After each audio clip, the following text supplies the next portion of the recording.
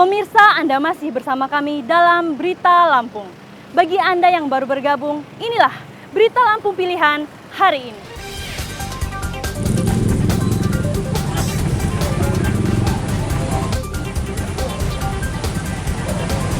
Jalan poros dalam kota Bandar Lampung ambles lebar 1,5 meter.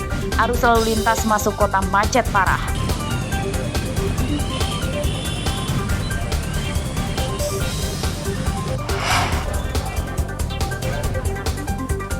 Kawanan perampok agen ATM mini dan minimarket ditangkap polisi Bandar Lampung.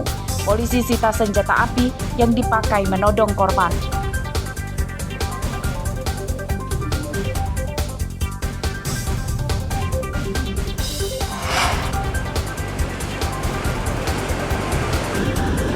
Menilik petilasan Sunan Bonang di Menggunat, pesisir barat yang dikelilingi pemandangan indah.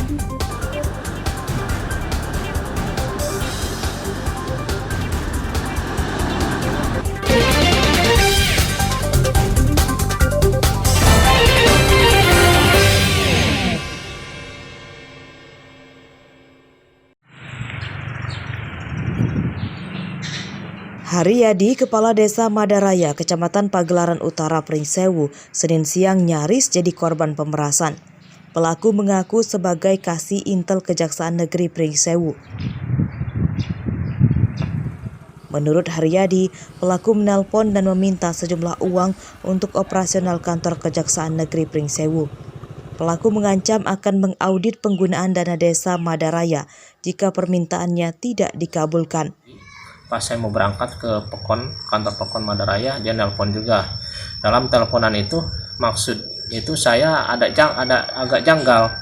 Janggalnya ngomongnya itu kayak nyerocos terus, dan ada meminta bantuan yaitu tentang masalah dana. Ya kata saya bilangin tidak ada Pak, lagi buntu kata saya. Ya udah kalau gitu kata dia, habis itu dia mutusin teleponnya. Kasih Intel Kejari Pringsewu, IKD Dwi Aryatmaja membantah memeras Kepala Desa Madaraya dan pelaku diduga mencatut namanya. Ia telah melaporkan masalah pencatutan namanya untuk berbuat kejahatan ke polisi. Ada yang mengatasnamakan Kasih Intel untuk kemudian meminta kepada salah satu kepala desa berupa sejumlah uang. Bahwasanya dari kami Kejaksaan Negeri Pringsewu tidak pernah meminta sejumlah uang atau dalam bentuk apapun itu yang kemudian mengatasnamakan untuk kepentingan kantor, tidak ada. Pihak Kejari mengimbau para aparatur negara, mulai dari kepala desa, kepala sekolah, pejabat Pemkab agar tidak mempercayai dan memberikan uang atau imbalan apapun kepada orang yang mengaku pejabat Kejari Pringsewu. Andri Kurniawan melaporkan dari Pringsewu.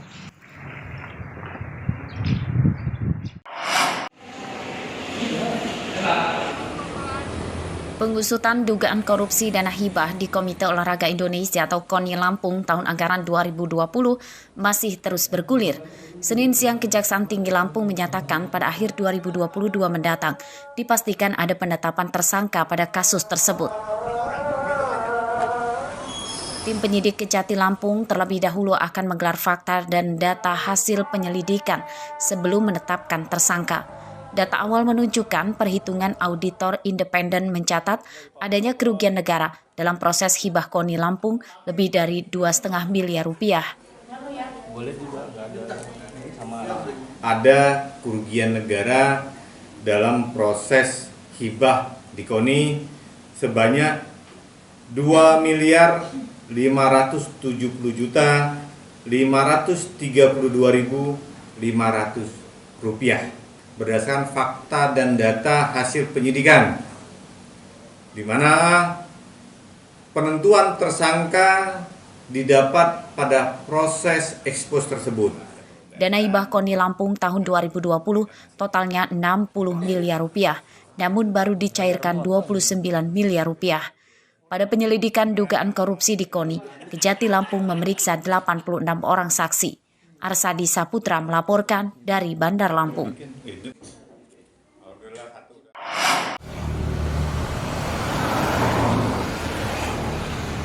Antusiasme pendaftar panitia pemilihan kecamatan atau PPK pada pemilu 2024 mendatang di Tulang Bawang tinggi. Baru sehari dibuka oleh KPUD Tulang Bawang, jumlah pendaftar sudah mencapai ratusan orang. Pendaftaran dilakukan di situs resmi KPU melalui aplikasi Sistem Informasi Anggota KPU dan Badan Ad Hoc atau disebut Siakba.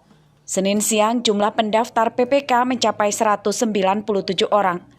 Pendaftaran PPK ditutup 29 November 2022. KPUD Tulang Bawang akan menjaring 75 anggota PPK yang akan ditempatkan di 15 kecamatan. KPU memberikan porsi 30% keterwakilan perempuan sebagai PPK. Jadi 8, jadi total semuanya 197. Untuk pendaftaran proses penerimaan berkas, kemudian verifikasi berkas. Untuk pendaftaran sampai kapan? Untuk pendaftaran sampai tanggal 29. Para pendaftar PPK akan mengikuti serangkaian tes. Dari data KPU Tulang Bawang, para pendaftar PPK didominasi perempuan. Mustaqim melaporkan dari Tulang Bawang. Atau tidak dapat. Persiapan pemilihan umum terus bergulir. Selain melaksanakan tahapannya, KPU juga mempersiapkan sarana dan prasarananya. Senin siang, Sekjen KPU Pusat, Bernard Dermawan Sutrisno, mendatangi kantor KPUD Lampung Selatan. Kedatangan tim KPU Pusat ini untuk mengawasi kesiapan SDM, sarana dan prasarana pemilu di kantor KPUD Lampung Selatan.